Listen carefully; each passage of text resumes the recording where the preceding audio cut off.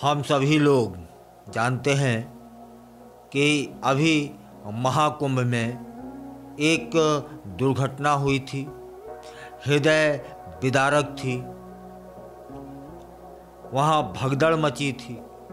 उसी को लेकर के समाजवादी पार्टी की सांसद और अभिनेत्री जया बच्चन ने बयान दिया है, आरोप लगाए हैं और दावा किया है।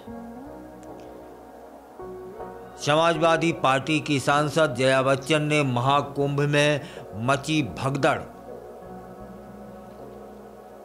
पर अपने विचार संसद में पेश किए, बयान भी दिया, दावा भी किया।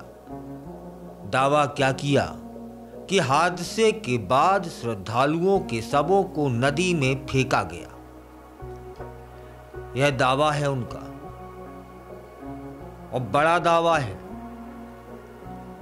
यदि यह बात सही है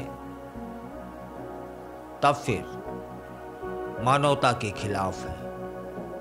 यदि यह दावा गलत है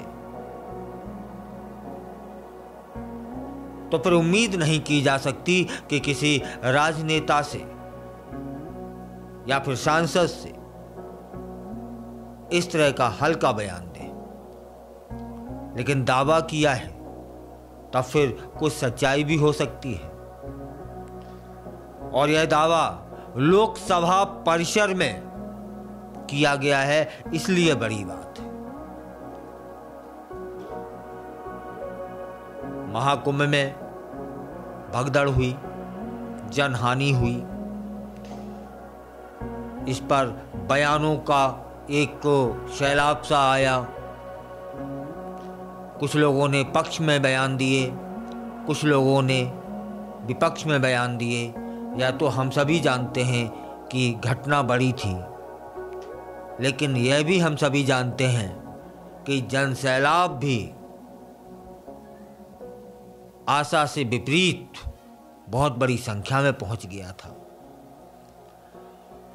कुछ शंका भी व्यक्त की जा रही है कि किसी उपद्रवी ने ऐसा किया है या किसी योजना का हिस्सा है, तभी ना एसटीएफ जांच कर रही है।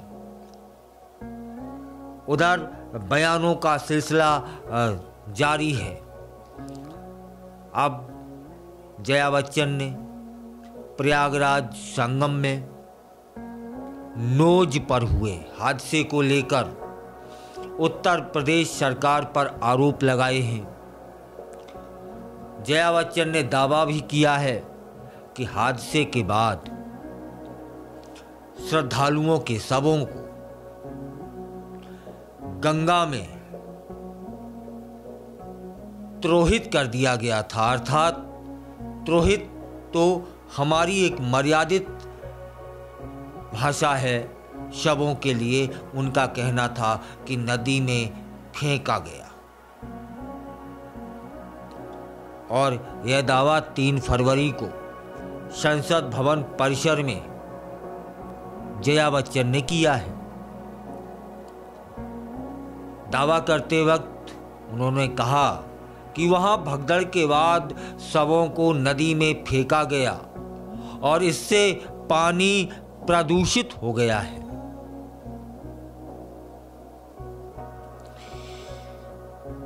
दावा सही हो सकता है, लेकिन 2 शब्दों पर तो आपत्ति हर किसी को होगी कि वो सामान्यता नदी नहीं है, मैया है। और वो पानी नहीं है, वह गंगा जल है, अमृत है। उनका कहना था कि जब हादसा हुआ तब फिर शवों को नदी में फेंक दिया गया, जिससे पानी प्रदूषित हो गया है। और इस समय सबसे ज़्यादा प्रदूषित पानी कहाँ है? तब वे जवाब भी देती हैं कि वह कुंभ में है। इसका कोई स्पष्टीकरण नहीं दिया जा सकता या स्पष्टीकरण नहीं दिया जा रहा है, यह भी समझ लीजिए। जया बच्चन ने आगे कहा कि शवों को पानी में फेंक दिया गया, जिससे पानी प्रदूषित हो गया। यह पानी लोगों तक पहुंच रहा है और इस मामले से पूरा ध्यान भटकाया जा रहा है। पीएम तक नहीं करवाए गए सबों के, उन्हें सीधे के सीधे पानी में फेंक दिया गया। और ये लोग का मतलब भाजपा वाले जल शक्ति पर भाषण देते हैं, यह आरोप था। बता दें कि मौनी अमावस्या का दिन था, 28 जनवरी थी।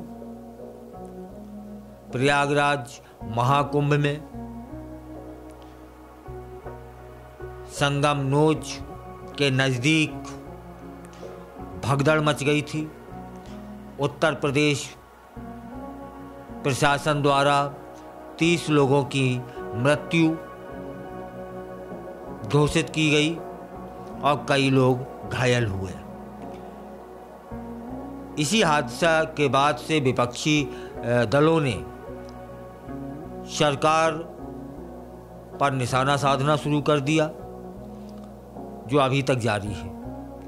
विपक्षों के लोगों ने आरोप लगाए हैं कि उत्तर प्रदेश की भाजपा सरकार मृतकों के आंकड़े छिपा रही है, वस्तुतः और अधिक और बड़ी संख्या है। यहाँ यह बताना भी अभी जरूरी है कि अभी तक लगभग 35 करोड़ से ज़्यादा श्रद्धालु वहाँ पहुँच चुके हैं। उन्होंने गंगा स्नान किया है। 13 जनवरी से शुरू हुए महाकुंभ में लगभग 35 करोड़ से ज़्यादा श्रद्धालुओं ने स्नान कर लिया है। एजेंसियां बताती हैं कि मेला क्षेत्र में हर तरफ से करोड़ों लोगों का आना जाना जारी है। जिला प्रशासन ने पुख्ता इंतजाम कर रखे हैं। अब प्रश्न यह है कि जब पुख्ता इंतजाम कर रखे हैं तो इतना बड़ा हादसा हुआ कैसे? तब एसटीएफ या मेला प्रशासन को फुटेज द्वारा में देखे गए कुछ चेहरे ऐसे थे जो संदिग्ध लग रहे थे। तभी जांच की कमान एसटीएफ को सौंप दी गई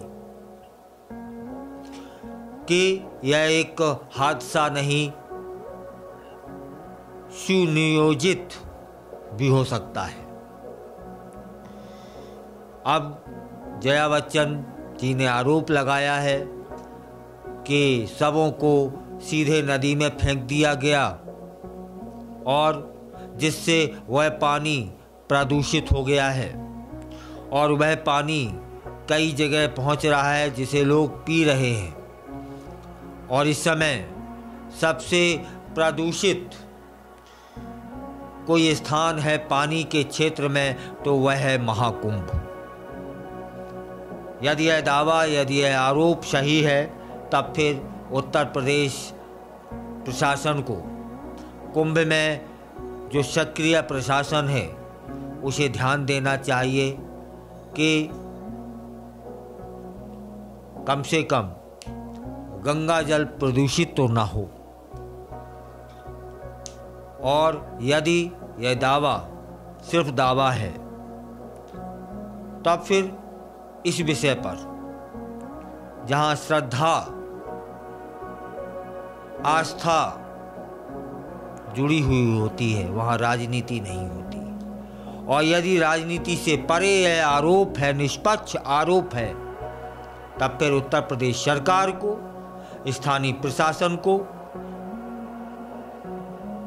सतर्क रहना चाहिए, व्यवस्थाएं बनानी चाहिए और जवाब देना चाहिए कि इतना बड़ा ये आरोप लगा है तो फिर क्यों लगा है।